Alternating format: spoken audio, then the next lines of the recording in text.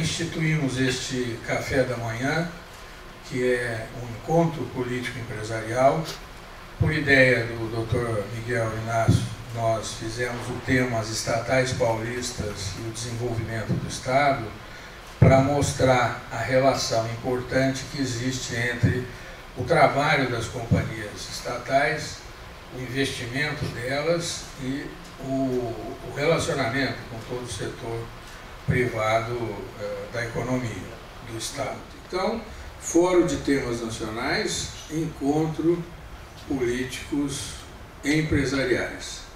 São as principais atividades de reuniões. Agora, nós temos o top de marketing, o top de sustentabilidade. Esse ano vamos lançar um livro que ele conta a história do Brasil através da história dos personalidades nacionais de vendas. Nós temos personalidade nacional de venda eleito desde 1962, quando o Dr. Miguel ainda nem tinha nascido, já existia essa premiação, certo? Então esse livro é um livro bastante interessante, vai até 2013, de 62 a 2013. O último premiado escolhido pela DVB foi o empresário João Dória Júnior, que já participou bastante da vida da DVB, o seu pai também participou da vida da DVB, e hoje dirige o Grupo Dória, que faz um trabalho dentro do grupo de líderes empresariais também, um pouco com essa conotação de distinção, reconhecimento, network e tudo mais. Então nós resolvemos, ele tem um trabalho de 10 anos nessa área, a comissão da DVB resolveu convidá-lo e ele de pronto aceitou. A solenidade será no dia 30 de maio, provavelmente num hotel aqui de São Paulo, mas vocês vão receber os convites. É um almoço numa sexta-feira. Então, este livro vai mostrar um pouco todo o conteúdo que existe na história da DVB. Às vezes a gente fica emocionado em pegar ali as histórias mais antigas e ver as peças publicitárias, a forma como esses produtos foram vendidos. É muito interessante, é um livro de história do Brasil. E nós estamos estreitando várias parcerias que estavam aí meio adormecidas, né, Miguel? Esse ano a DVB, que está aqui em Moema, tem uma boa perspectiva de trabalho, né? Como eu costumo dizer, sempre nem tudo é perfeito, né? E uma sempre no carro, outra na ferradura. Ontem foi no carro, hoje na ferradura. E eu queria aproveitar esse momento com vocês para ouvi-los um pouco mais. Convidar o Dr. Miguel para a gente fazer uma conversa entre nós, pelo menos uma meia hora, sobre o que vocês pensam a respeito do que ontem houve aqui no evento com o governador, o que faltou, o que a DVB pode fazer este ano ainda para desenvolver novas ideias, enfim. Eu acho que uns 15, 20 minutos, meia hora aí de um contato desse tipo é muito interessante para nós, né? Então, o que vocês acham? Pode ser, Miguel? Sensacional. Boa ideia. Vamos nessa. Então vamos nessa. Obrigado, Latif, por ter feito essa abertura. A entidade é uma entidade apartidária, né? Mas não é apolítica. E o que nós defendemos é que o Estado brasileiro se desenvolva, que as pessoas tenham uma vida mais digna, uma melhor qualidade de vida. Para isso precisa ter emprego, precisa ter uma livre iniciativa forte, precisa ter um Estado que seja parceiro e não compadre. Essas são as ideias que a DVB defende, tradicionalmente. E ontem o Miguel fez eu só vou estender um pouquinho, só para comentar que você não percebeu. O Miguel tem uma ideia de fazer uma reforma política no Brasil. Eu gostaria que ele expusesse aqui, é uma ideia dele. E ele apresentou ao governador. No fim, o governador estava... Eu achei que já era hora de encerrar o evento, eu perguntei, o senhor quer que encerre? Ele falou, mais uma. Uma outra pergunta. Aí eu abri, mas ninguém se manifestou, eu fiz uma pergunta. Falei, além dessas coisas todas aqui que o senhor falou, o que o senhor vai fazer de diferente no próximo governo? Né?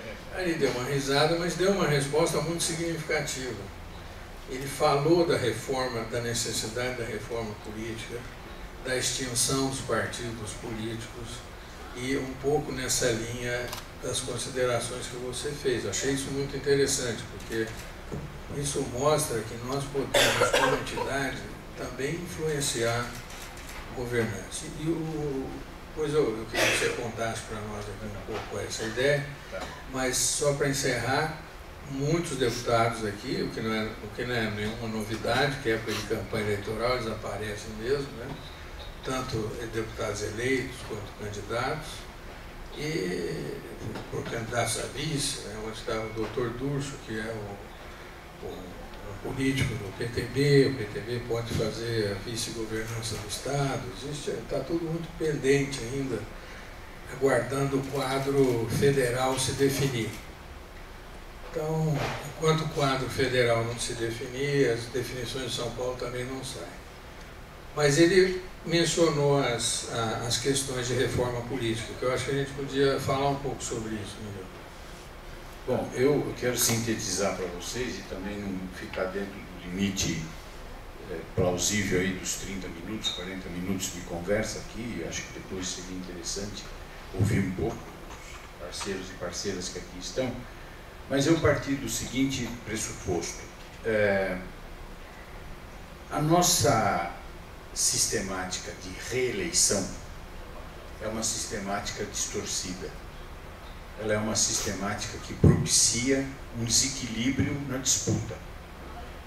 Independentemente de quem esteja no poder, o poder é um fator de atração. E no Brasil nós não temos uma conceituação democrática muito forte à semelhança do que há nos Estados Unidos.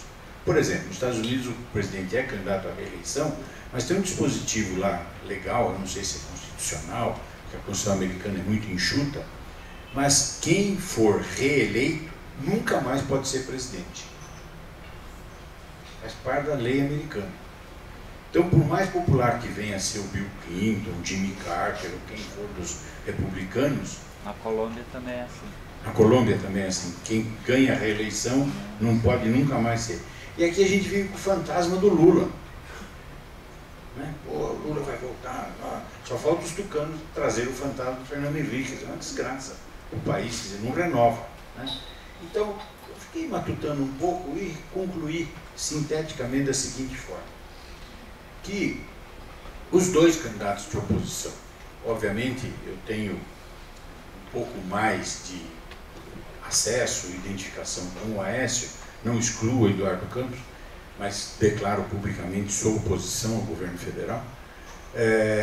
Os dois candidatos, ou mais preferencialmente para mim o Aécio, deveria sair com uma carta ao país, carta à nação, dizendo o seguinte: uma vez eleito, eu vou ter a primeira medida minha, é mandar para o Congresso uma emenda constitucional proibindo a reeleição. Não tem mais reeleição. Segundo item dessa proposta, prorroga-se por 2 anos o mandato dos atuais prefeitos e vereadores, de forma que haja uma única eleição no Brasil. Não há condição de continuar tendo de 2 em 2 anos uma eleição. É custoso, é trabalhoso, é fruto de 1000 conchavos espúrios que distorcem o resultado eleitoral. Tem que existir uma eleição só. Elege de vereador a presidente da República. Para que ter duas? Né? Outra sugestão no bojo dessa proposta está, evidentemente, algumas reformas mandatórias, né, que o país não aguenta mais. Uma diz respeito a todos nós, é a questão tributária. Né? É incrível. Cada vez, eu não sei se vocês têm esse hábito, eu sou um comprador de supermercado, eu vejo a nota fiscal, cada vez de R$100, 30 você pagou em imposto, e o que você compra aqui, né? É leite, arroz, feijão, coisas básicas, carne, não sei o quê, está lá 30%, dá 29 uns quebradinhos, só para enganar a trouxa, não é 30% de carga.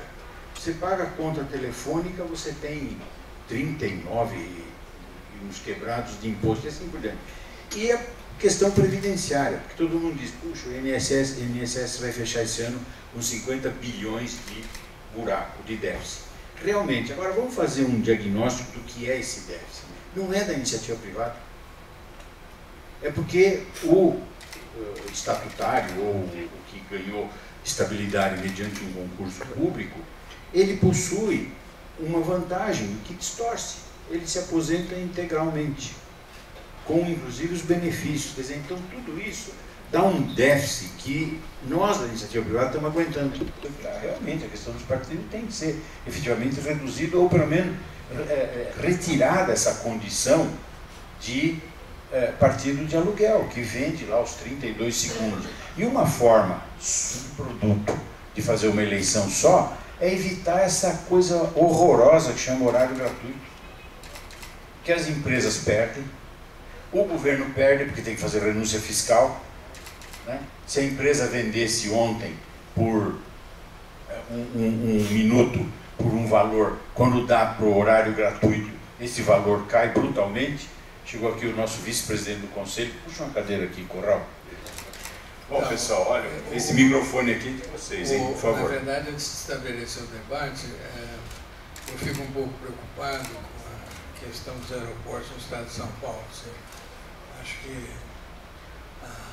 eu acrescentaria a essas reformas políticas importantes, como a reforma partidária, do sistema político, como a reforma econômica, tributária no sistema econômico. Hoje o Brasil teve a sua nota rebaixada aí por uma agência, e não tem nenhum presidente que manda essa agência tomar naquele lugar, porque da onde eles tiram isso?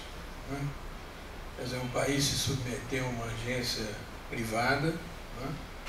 E que te ranqueia para mais ou para menos. Só que eles foram até bem favoráveis, botaram no BBB menos. Né? Vai fazer concorrência com a Globo aí, BBB menos. Mas então, eu acho também que tem a questão da eficiência na administração pública, que é saber gastar o dinheiro. O dinheiro existe, ele está aí. O governo tem muito dinheiro, todas as instâncias têm muito dinheiro. Muito. Sobra dinheiro na saúde, sobra dinheiro na educação, sobra dinheiro na infraestrutura. Porque não é possível você arrecadar 35%, 40% da renda nacional e não ter dinheiro. Onde o governador falou, inclusive, na questão do imposto da água. Né? Se cobra o imposto da água, cobra da Sabesp 600 e poucos bilhões ano. PIS/COFINS. Não é isso? PIS/COFINS, é. Não é isso? Eu tive uma contribuição. Eu tive uma empresa de água mineral. A água mineral paga imposto de mineral, de ouro. A água é taxada como se fosse ouro, prata, platina. É incrível. Com certeza será o ouro do futuro. A água é o ouro do futuro, né? A gente já está sentindo aí. Enfim, mas é só para acrescentar essa questão da necessidade política, a necessidade de ter gestores realmente na administração pública. Gestores que se comprometem com aplicar direito o dinheiro. Não é isso, Paulo? Olha, eu acho que está aberto aí uma coisa que nós, que não temos uma atuação política direta, política partidária, geralmente sempre colocamos com muita crítica a ação política. E eu vejo aqui essa questão da Petrobras, que inclusive deu toda a deixa, né, de somar a fome, a vontade com a fome, de rebaixar o país, em razão desse jogo internacional, que o Brasil é um player e sofre também. E nós demos assim de bandeja para que o fizesse. E aí o que falta na minha avaliação, talvez você uma voz discordante da grande maioria aqui, até por ter tido uma ação, uma convivência política razoável, apesar de meus 32 anos, aí eu tive um bom relacionamento político. A ação política é fundamental e faltou total sensibilidade política por parte da presidente da Petrobras. Quando ela se propôs a fazer um ajuste, uma limpeza, extrair os tumores da Petrobras, vamos aplaudir, é isso mesmo. Vamos ajustar, priorizar os investimentos da Petrobras, que foram foram motivados por ações políticas, no sentido do Brasil grande, do Brasil maior. Também, ok, mas vamos fazer isso com sensibilidade política. As duas empresas, Petrobras e Eletrobras, perderam 100 bilhões, segundo a mídia. 100 bilhões. Mais abaixo. 100 bilhões, mas praticamente as duas estatais. Né? Então, um prejuízo de 1 bilhão, né, promoveu um prejuízo de 100 bilhões. Então, a insensibilidade política é algo assustador. E essa semana passada mesmo, nós estivemos aqui também, o secretário, e foi cobrado até pelo Miguel uma maior explicação, participação do Estado, de mídia, de publicidade, de serviço, principalmente, né? E ali também ficou evidente esta necessidade de interagir o setor político com o setor empresarial, com a população. Então, a sensibilidade política também é muito importante. Então, como já ocorreu aí, nós passamos a votar impostos, que nós no órgão político colocamos, nós vamos pagar preço. Então, nós temos que tomar cuidado. Acho que a sensibilidade política também é algo que nós não podemos esquecer e temos sim que debater, porque democracia se faz com política. Todas as grandes fortunas brasileiras se fizeram à sombra do Estado, ou com base em dinheiro público, mesmo os grandes grupos privados. Então, o que a gente precisa tomar, fora as estrangeiras que vieram para cá na indústria automobilística, né? Mas que dependeram do Estado fazer asfalto também, enfim.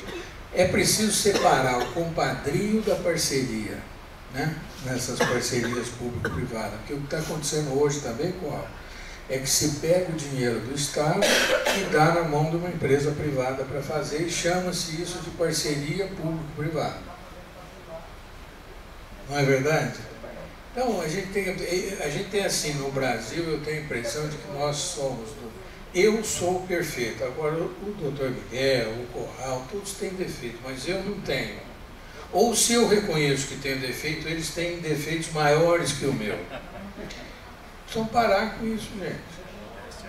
O empresário brasileiro precisa entender de que ele precisa de um Estado enxuto, eficiente e que invista, porque não tem, a economia brasileira não tem sozinha a capacidade de investir. É isso.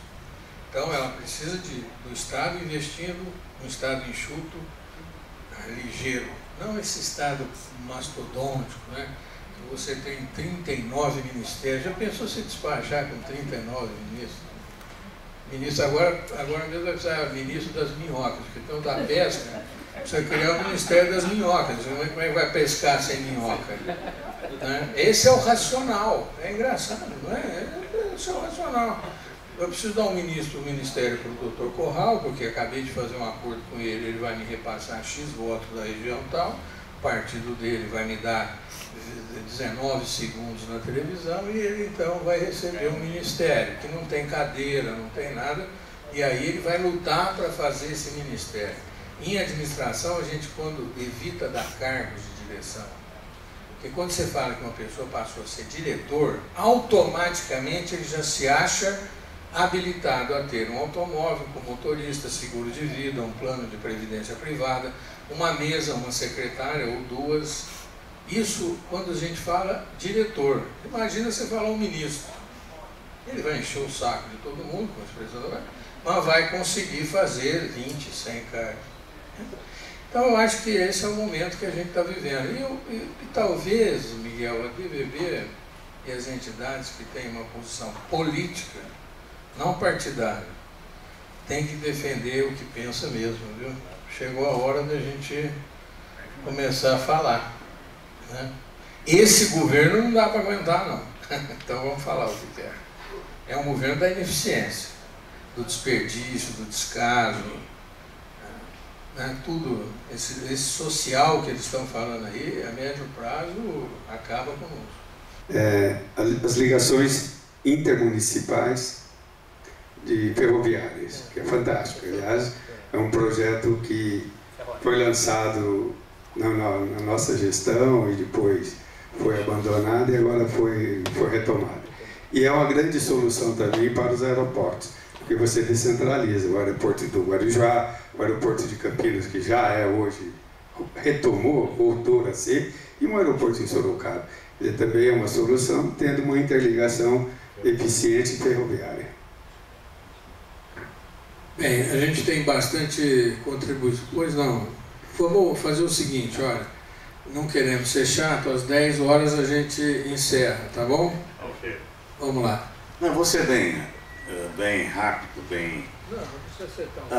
eu tenho acompanhado muito hoje, eu vivo bastante ligado ao setor da energia, estou bastante dentro da Secretaria de Energia, e a realidade é a seguinte: o Zé Aníbal, como um político muito competente, já provou isso para a gente, ele se tornou um grande secretário e deu um impulso muito grande à Secretaria de Energia, de forma que hoje São Paulo, que ninguém acreditava na energia eólica no estado de São Paulo tem polos excepcionais de energia eólica.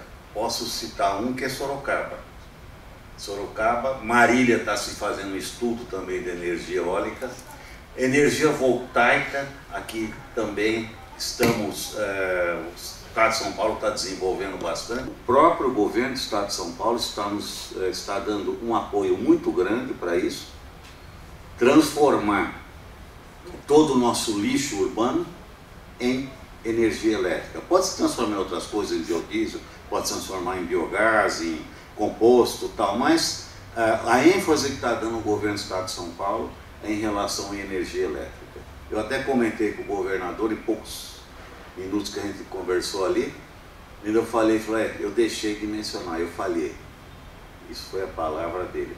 Então eu acho que nós temos hoje que olhar, eu olho esse governo com bastante otimismo, porque não só pelo fato de eles ser um governo que tenha os nossos princípios, mas estão procurando fazer alguma coisa séria. E na parte de energia, a gente tem que reconhecer que está sendo feito um belíssimo trabalho dentro da secretaria, nos recebem lá de braços abertos. Eu vou na secretaria a hora que eu quero, não preciso marcar horário e sou sempre muito bem recebido. Então o que está acontecendo, eu queria dar esse meu depoimento, é que eu acho que nós temos muita coisa boa vindo por aí.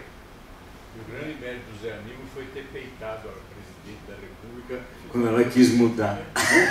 Pois é, nós fizemos um evento aqui em que ele falou: não vou aceitar essa redução, se necessário entro na justiça. Foi um evento que nós fizemos aqui. Nós estamos muito bem alicerçados nesse tema energia no estado de São Paulo, o que corrobora essa sua singela declaração. Muito obrigado. A proposta mais interessante que a gente teve acesso foi apresentada pela OAB Federal. Eles fizeram um evento de lançamento dessa proposta de reforma política, até porque na cabeça deles, e eu comungo desse mesmo pensamento, todas as reformas têm o seu grau de importância, mas saber os critérios de escolha daqueles que vão decidir as outras reformas talvez esteja na raiz do problema. E hoje o sistema político partidário no Brasil realmente é bem complicado. Você vota num, mas acaba ajudando o outro, de um outro partido, por conta das coligações proporcionais, enfim.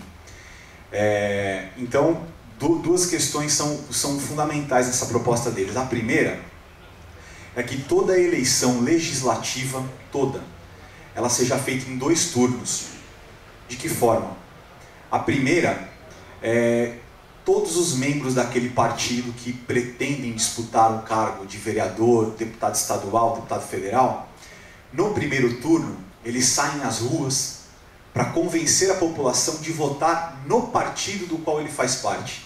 Aí você passa a não ter mais, como o governador falou ontem, nós não temos 32 partidos, nós temos 32 legendas que fazem suas negociações por segundos no horário eleitoral. Então, todos os membros daquele determinado partido saem às ruas no primeiro turno pedindo voto para o seu partido. E aí esse coeficiente eleitoral, que hoje exclui muitas vezes o candidato com 100 mil votos e elege o de 60, ele é mantido o coeficiente, mas para definir quantas cadeiras cada partido vai ter. E aí num segundo turno, aí sim, aqueles membros daquele partido saem às ruas para poder pedir voto para si próprio, porque sabem que o partido do qual eles fazem parte teve direito, a partir do resultado do primeiro turno, a 3, 2, 5 cadeiras. Então isso, no ponto de vista, não cria os riscos daquela lista aberta, lista proporcional, lista fechada, você vota, de forma até favorecendo os chamados caciques dos partidos, aqueles que têm o comando interno. E o segundo ponto interessante também é com relação ao financiamento, que passa necessariamente também a ter uma importância significativa, porque na proposta deles é proibido a doação de recursos para a campanha por parte de pessoas jurídicas. As doações viriam exclusivamente de pessoas físicas. É uma discussão interessante, que das que a gente assistiu foi a que mais assim, veio com propostas realmente contundentes de mudança significativa, e que eu achei importante compartilhar aqui, a gente está debatendo, para que a gente possa de repente até amadurecer a ideia.